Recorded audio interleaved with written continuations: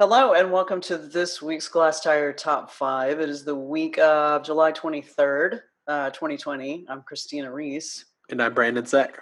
And this week, Texas is, forgive the term, but it's very COVID-y here in Texas right now. So we're not telling people necessarily to go do things inside, but I do know that people have started to hit the open road a little bit more.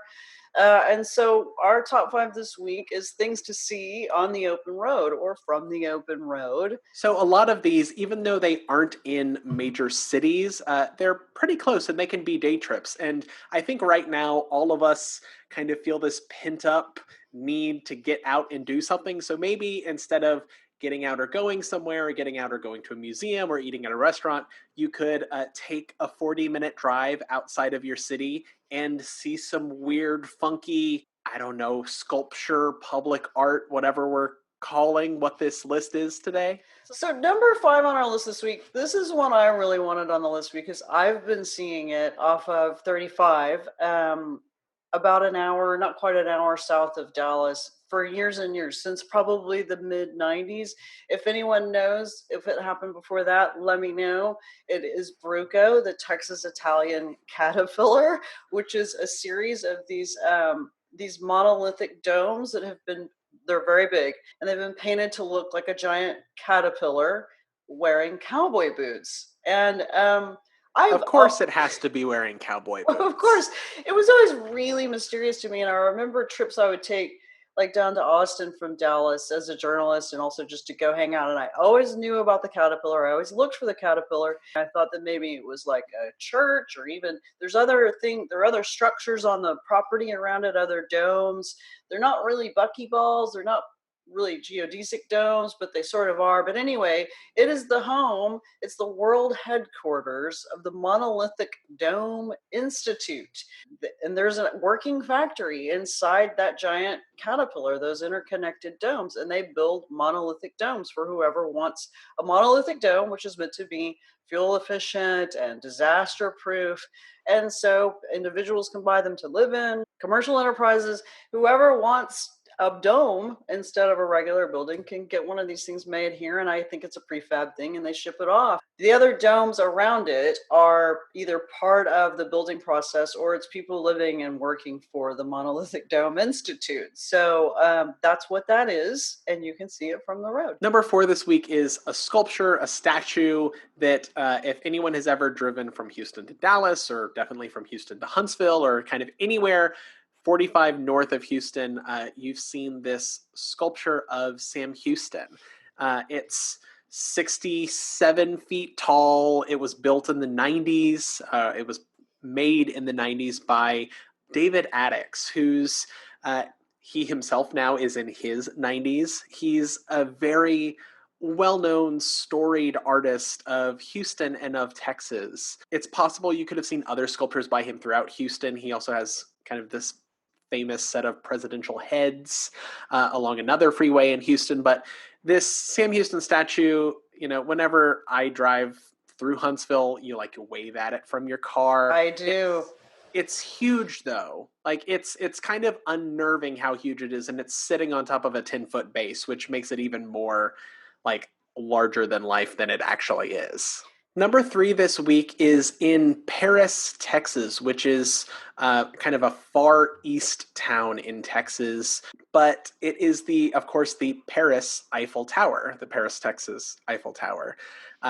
It's a scale replica of the original. It's like a 10th the size or something like that. It's only 65 feet tall.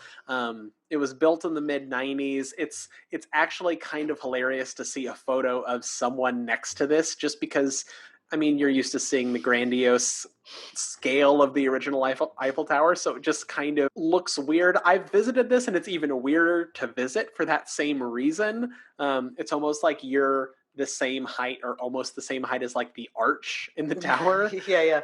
Also, of course, there's a lot of stereotypical Texas stuff going on in this list, but it makes sense because it's Texas.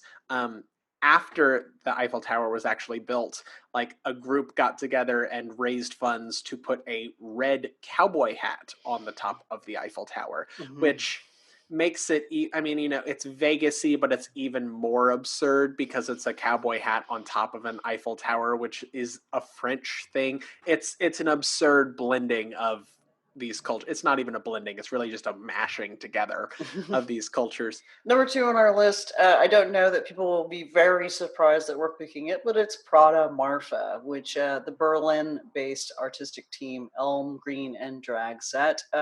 They erected it in 2005. It's really hard to believe that it's been that long, but it has been that long. It's about maybe 30 miles kind of north or northwest of MARFA on Route 90. See, that's the thing. I think no one realizes. I definitely didn't realize before I actually visited MARFA for the first time that it wasn't like just outside of MARFA. It's a far ways, well, 30 miles in relation to Texas, but it's a drive outside of MARFA. If you just got into MARFA and haven't filled up your gas recently, you want to refill your tank before you go out to PRADA MARFA. It's funny because I was going to MARFA probably fairly regularly starting around 2006 or 7.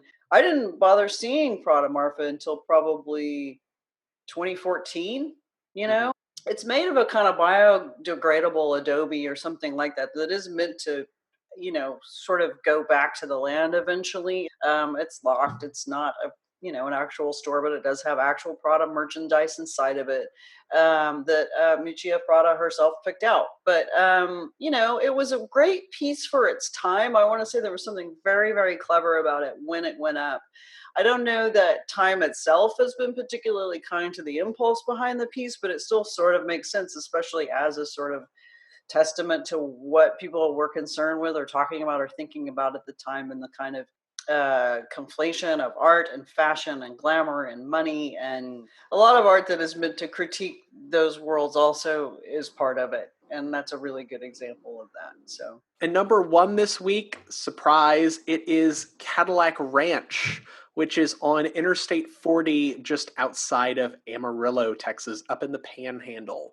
This is our farthest north pick on the list. It was also maybe one of the older picks, if not the oldest. It was actually first installed in 1974 by Ant Farm, the collaborative art group. They did a lot of stuff in Texas. They were based in California, though. But then this Cadillac Ranch installation was moved to its current location in 1997. Right now, if you visit, it's actually kind of easy to miss if you just drive by.